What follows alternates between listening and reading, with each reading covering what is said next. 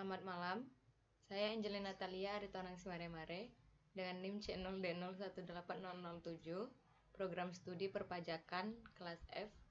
Saya di sini akan mempresentasikan suatu materi yang berjudul Aspek Fiskal dari Aset Lancar berupa piutang usaha dalam persediaan.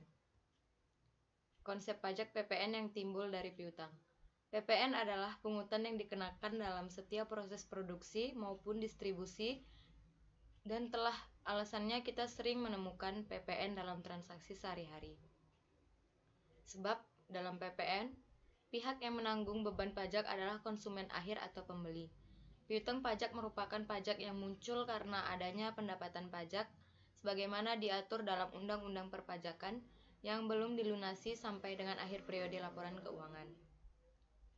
Piutang pajak diakui pada saat diterbitkannya surat ketetapan pajak atau surat tagihan pajak dan telah dilaksanakan proses penagihannya.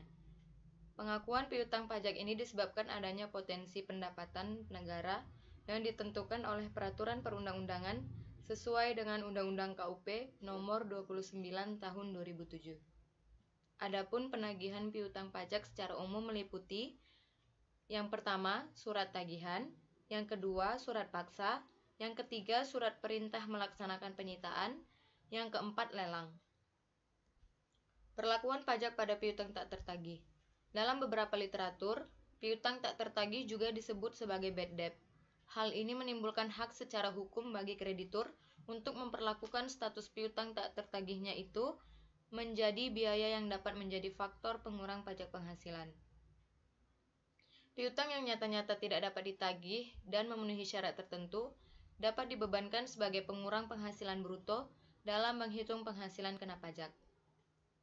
Adapun dalam rangka rekonsiliasi fiskal, secara administratif nilai piutang tak tertagih harus memenuhi persyaratan yang ditentukan oleh Menteri Keuangan sebagaimana diatur di dalam Peraturan Menteri Keuangan Nomor PMK 57 PMK 03 Tahun 2010 tentang perubahan atas PMK 105 PMK 03 Tahun 2009 tentang piutang yang nyata-nyata tidak dapat ditagih yang dapat dikurangkan dari penghasilan bruto.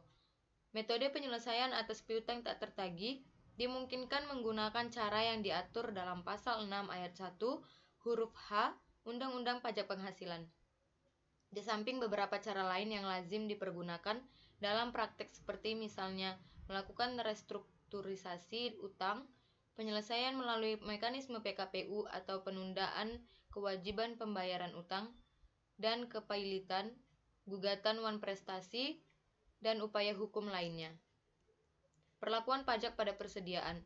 Persediaan adalah segala sesuatu atau sumber-sumber daya organisasi yang disimpan dalam antisipasinya terhadap pemenuhan permintaan dari sekumpulan produk fisikal pada berbagai tahap proses transformasi dari bahan mentah ke barang dalam proses dan kemudian barang jadi.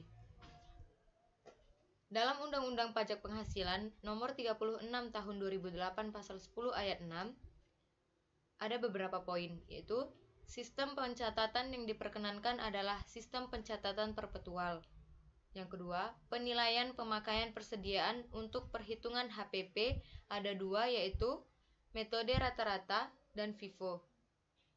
Pemilihan metode ini harus taat azas, artinya sekali WP atau wajib pajak memilih salah satu cara penilaian pemakaian persediaan untuk perhitungan HPP, maka untuk selanjutnya harus digunakan cara yang sama.